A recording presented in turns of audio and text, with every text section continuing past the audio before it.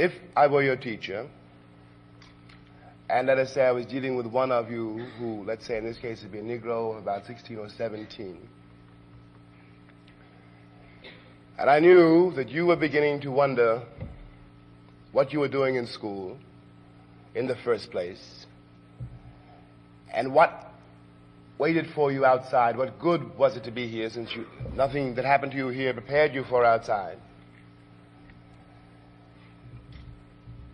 Knowing your bitterness and not trying for a moment to pretend it is not justified, I would yet have to suggest to you that the problems that you face, you would have to make them personal. And then I would ask you very rude questions. For example, I would ask you, if you were a boy, why you dressed the way you did, and if your hair was conked. I would ask you to ask yourself, why? To come back again, this is a very small example of what I mean, to the war between society and thought. It is your responsibility as the young American citizens to understand that the standards by which you are confronted and by which many of you are visibly and obviously victimized, and others of you not so obviously but equally victimized, are not the only standards in the world. There is no reason for anybody to want to look like a Greek god. That is not the world's only standard of beauty. And furthermore, the virtues to which we all in one way or another aspire, of a comfortable life, which is to say, a middle-class life, are not the only virtues.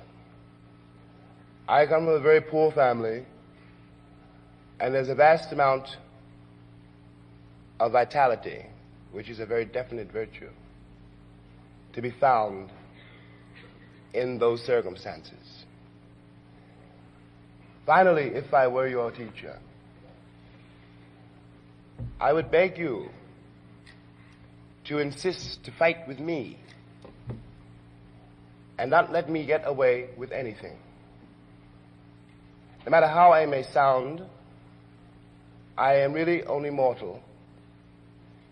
And though I love you very much and feel responsible for you, I'm not always right. We depend on each other, the old and the young, to learn from each other. I would beg you to ask me why, for example, your history books are the way they are. And I would beg you to force me to answer if you asked me what relevance your education had for concrete problems such as getting an apartment, moving from one part of town to another.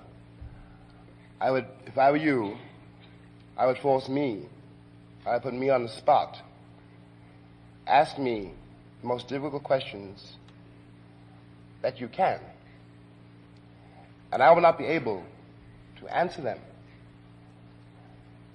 But my responsibility is to hear them. And when you ask your question, any question, you begin to know more about what you really think. That's all I have to say. Now you're going to ask me questions.